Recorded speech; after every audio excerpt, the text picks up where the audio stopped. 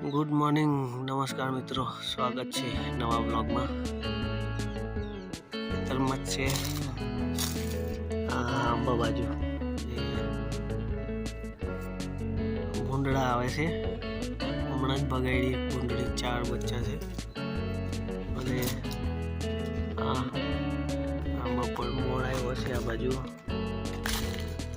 ઓછા છે તો આવશે, હવે ખબર નહીં.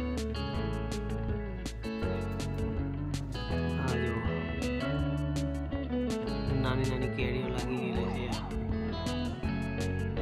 નાની નાની કેરીઓ છે. આ બાજુ આ મવડાનું ઝાડ છે.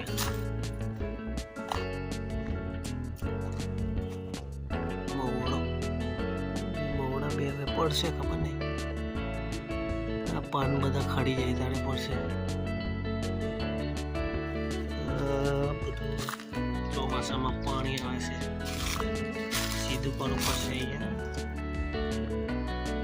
પથ્થર આ બાજુ મૂકવું પડે.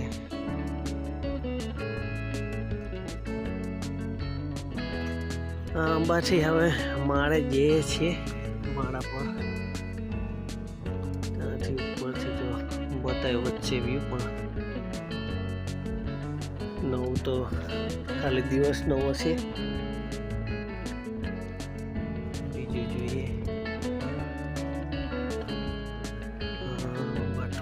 મારે નહીં, હવે ઘરે જવાનું નક્કી રાખ્યું છે. ઘરે જઈએ,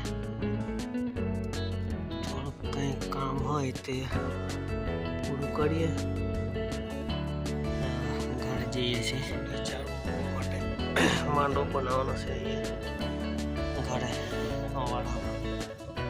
આટલું બનાવ્યું છે, બીજો બનાવીએ છીએ. દર ખોદીને પછી ધોળો બગાડે અહીંયા બી હેરાન કરે છે. ઘરે માંડવો અડધો બનાવ્યો છે અને આવ્યો છે ખેતરમાં સાચવા માટે પાછો પોળે. થોડીક વાર એને ઘરે જાઉં, પપ્પા આવે એટલે હું નાવા જાઉં ને પાછું જમી બમીને આવું લઈને. કારણ કે સાચવવું પડે છે. આ બાજુ ત્યાં કાલે બી ભૂંડ આવી રહેલું હતું. આજે બી સવારમાં અમે ભગાડ્યું. 4 બચ્ચાવાળી છે ભૂંડડી, એ સવારમાં ભગાડી. એટલે જોવું પડે. ઢોર બી આવે છે, પણ દિવસમાં આવે છે. સાચવવું તો પડશે જ હવે. પછી રાત્રે મોડા જતા રહીએ. અને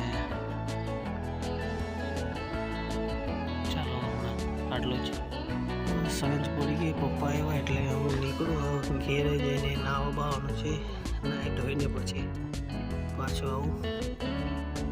તો આજનો બ્લોગ અહીંયા જ પૂરો. ને બ્લોગ આવતા રહેશે તો ચેનલ સબસ્ક્રાઈબ કરી રાખજો. જીવાનું